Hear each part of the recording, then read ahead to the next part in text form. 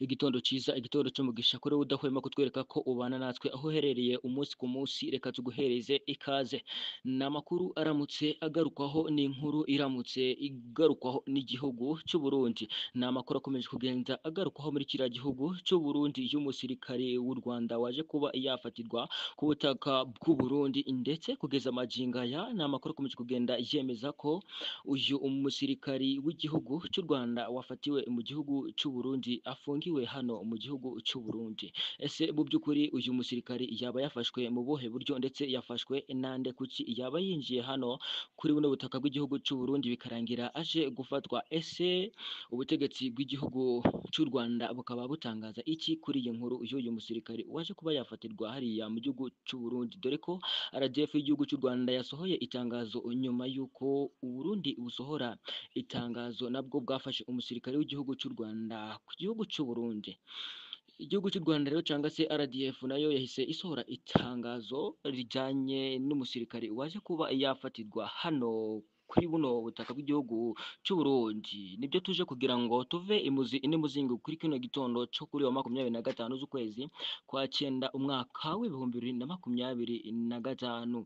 Mbere y'uko rero tugaruka kuri iyi nkuru y'uyu musirikare waje kuba yafatirwa ku butaka bw'igihugu cy'u Burundi cyangwa se reka tubanze tugusabe nimba ubwa mbere ubanye natwe ubanze dukandire kuri iyo buto ya sabune cyangwa se subscribe, ntibagirwe gukanda ku nzogera kugira ngo nitujya dushiraho amakuru notification ije kugeraho mu ba mbere. Reka tugusabe rero aya makuru ubashe kuba wayasangiza abantu nka 3 cyangwa se 4, uraba uduteye inkunga ikomeye cyane.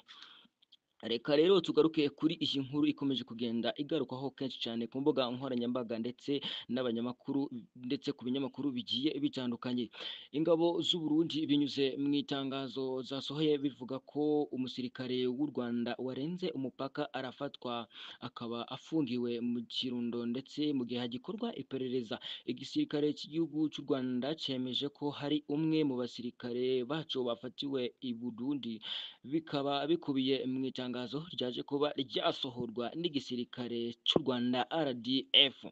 Ubuyobozi bw'igisirikare cy'u Burundi kivuga ko cyamaze kuba cavuga ko ingabo zigwanira ku butaka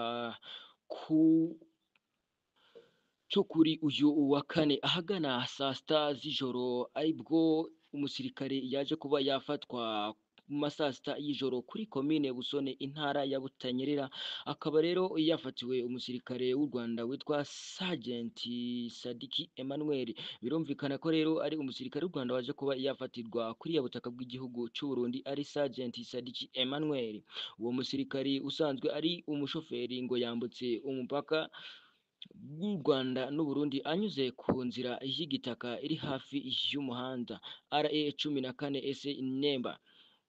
Yafashwe n'abapolisi ba gasutamo amaze kwinjira ku butaka bw'u Burundi muri metero zigera muri 700 nk'uko u Burundi bubivuga mu itangazo ryasohowe n'igisirikare cy'u Burundi. Biravugwa yuko uriya musirikare yasobanuye ko yaravuye mu kabari. Birumvikana ko uyu musirikare nubwo yinjiye ku butaka bw'u Burundi ngo yari yinjiye ku kabari kari hafi y'ikigo cya gisirikare cy'Agako mu Rwanda, akaba ngo yibeshe inzira. Kuri ubu uyu musirikari akaba afungiwe i Kirundo, aho igisirikare cy'u Burundi kivuga ko rero gikomeje iperereza. Ubuyobozi bw'ingabo z'u Rwanda RDF rero nabwo bukaba bwagize icyo butangaza kuri uyu musirikari waje kuba yafatirwa hano kuri buno butaka bw'igihugu cy'u Burundi. Nk'uko byakomeje kugenda bigarukwaho n'ubuyobozi bw'ingabo z'igihugu cy'u Rwanda RDF, byemeje ko hari umusirikari Sergeant Sadiki Emmanuel usanzwe ari umushoferi mu ngabo z'u Rwanda wafatiwe ku butaka ku mupaka uhuza u Rwanda n'u Burundi.